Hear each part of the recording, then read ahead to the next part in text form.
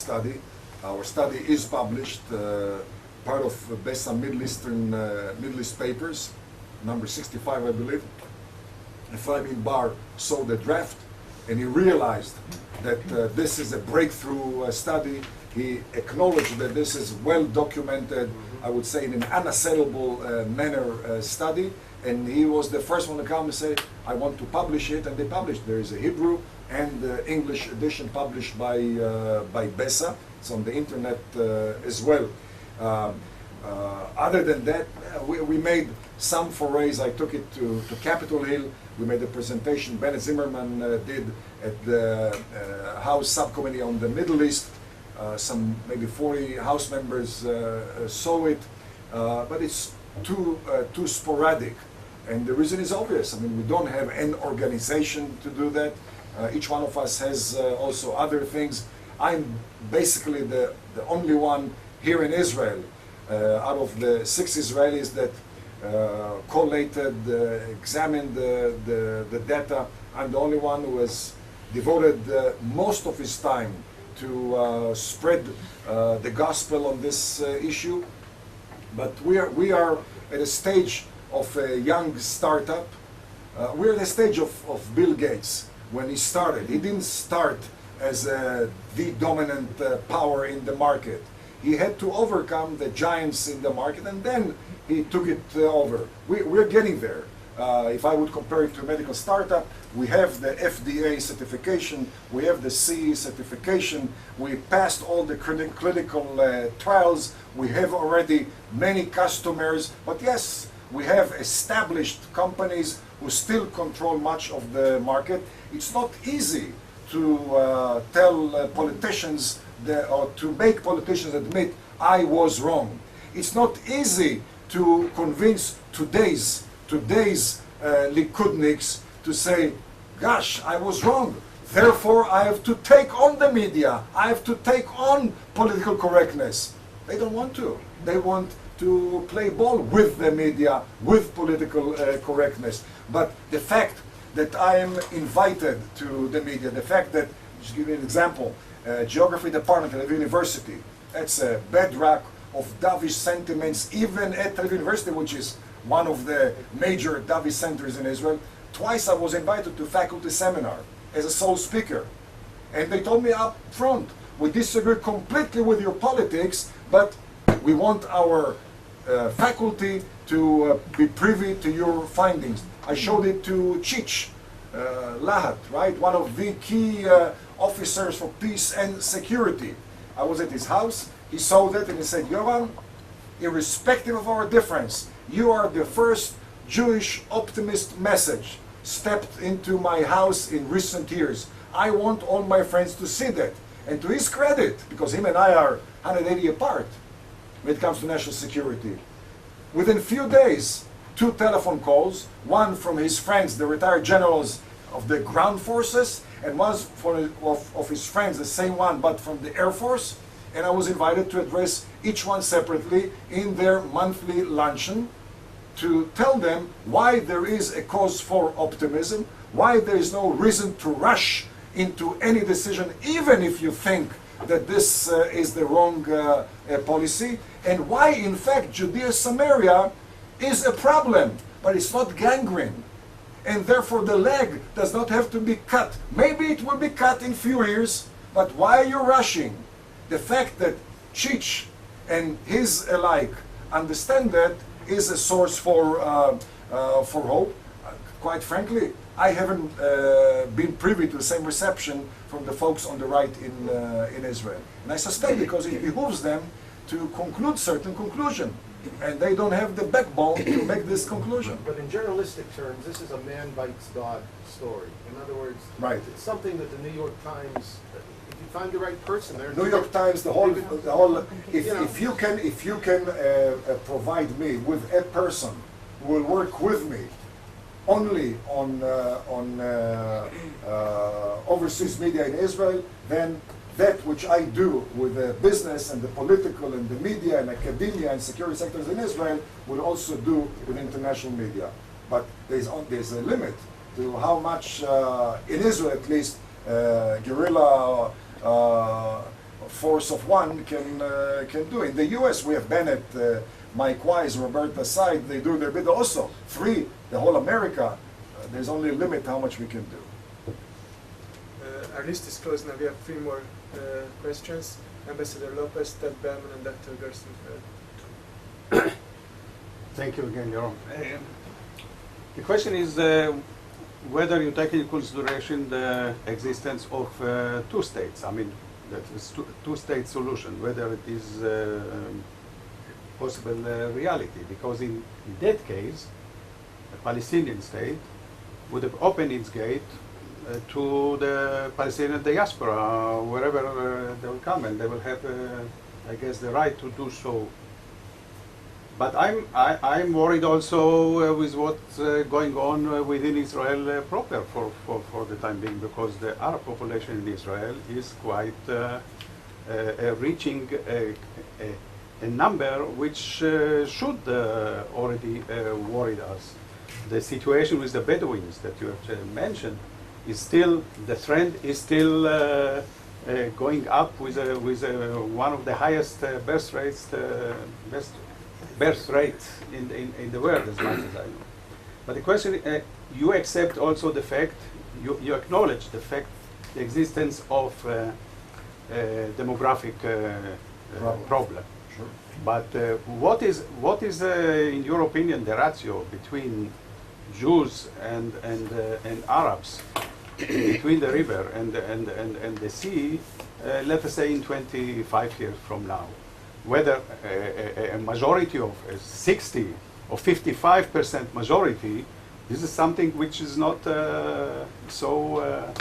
something to look for and to be happy with, if we would like to live in a Jewish state.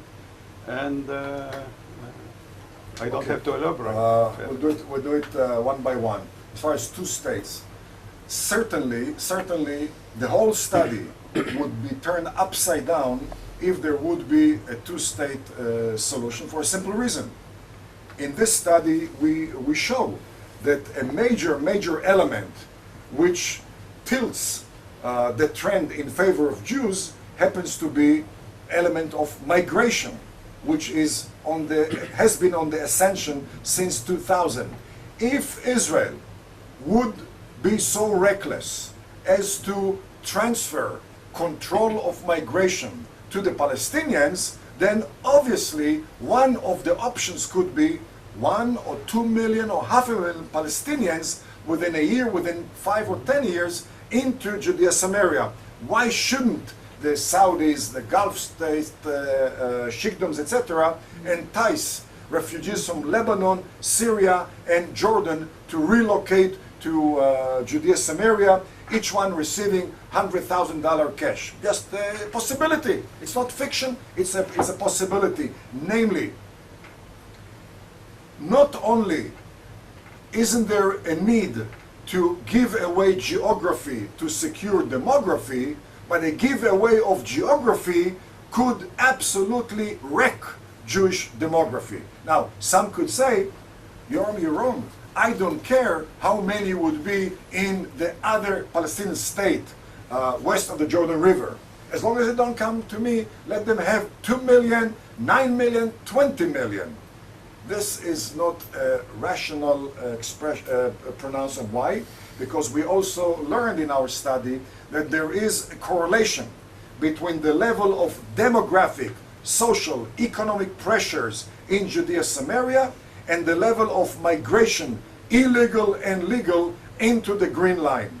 And anybody who proposes that a wall or a fence along the 600 or so kilometers border between pre-67 and Judea and Samaria would put an end to that drip into the Green Line is out of his mind, because that would require not only doubling or quadrupling the size of the IDF to man all these 600 kilometers, but it also would behooves us to believe that Jewish soldiers are going to stand there with submachine guns and spray with bullets anybody who goes under the fence, above the fence, or through the fence, as they do today.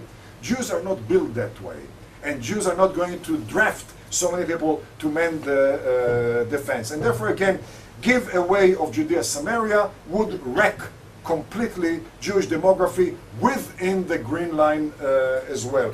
As far as the Bedouin have gone through a decline, but not such a quick decline or massive decline as other Arabs in Israel. Since the Especially when you are married to four wives. it doesn't matter, because fertility is according to women, not to men. It doesn't matter if a man can have 100 children. Doesn't mean anything. The question is how many wives. Now, officially, Bedouin fertility rate is slightly below 6 point something, still lower than the Haredi rate in Israel. But the slightly less than 7 is a misleading number. Why? Because the Bedouins today import illegal women from Mount Hebron and Gaza, a complement of reckless Israeli law enforcement agencies. Bedouin illegal women give birth under false identity at Soroka Hospital in Beersheba, complement of reckless Israeli law enforcement agencies who know it but do absolutely nothing to stop it. And as a result, Bedouin legitimate women give birth about twice a year, which make them women with high fertility rate. But in fact, it's not their fertility rate. The fertility rate is significantly lower because it should be spread among more women. But there's no doubt that the Bedouins today, because of the recklessness of Israeli law enforcement agencies, are still a major demographic threat.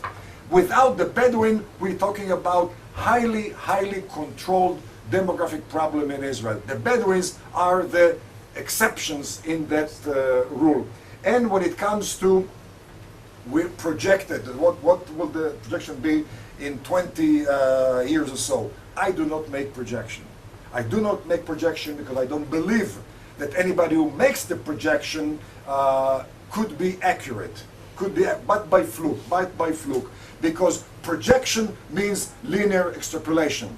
You cannot make projection and not exercise linear extrapolation. But we know that the reality is jerkily cyclical.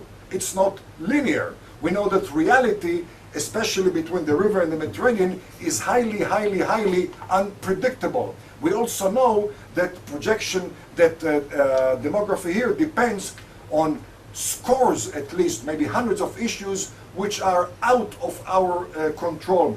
Price of oil is not under our control. Invasion of Iraq to Kuwait, which causes the expulsion of 300,000 Palestinians, is not under our control. And the example of how erroneous and misleading could projections be is attributed to a person who is perceived by many to be the luminary, Urim Vetumim, of statisticians and demographers, the late Professor Baki. The late Professor Baki basically besieged Ben-Gurion between 1940 and 48 with the attempt to delay Declaration of Independence. Because according to Baki, 600,000 Jews were not enough of a critical mass to sustain Jewish majority in the area. In October 1944, he published a paper which I happen to have. And in that paper he made projection, elaborate projection. And in that, according to that projection, by 2001, said the founder of the ICBS, one of the leading global statisticians, one of the leading global demographers, the mentor of the La Pergola and many other demographers in Israel, he said to Ben-Gurion at that time, I said to Ben-Gurion and to Eshkol, by 2001, there will be 580,000 Jews in Eretz Israel. And if you take the very optimist scenario, he said, and contrary to his view, we said there'll be little, if any, net immigration into this war-plagued country, economy-deprived country. If you assume the very optimist 1 million olim, maybe it will come even to Israel, then by 2001, because of the very, very, very low Jewish fertility rate, 2 and no more per woman, there will be 1.6 million Jews between the river and the Mediterranean. And how wrong Baki was. And that is the story of the vast majority of projections, and I don't want to add myself to that list of failure. I'd like to apologize, but we ran out of time.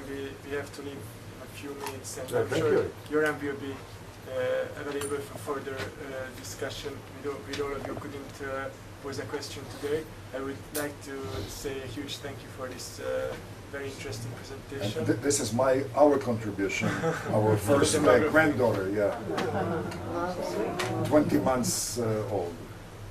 So thank you very much once again. Thank you.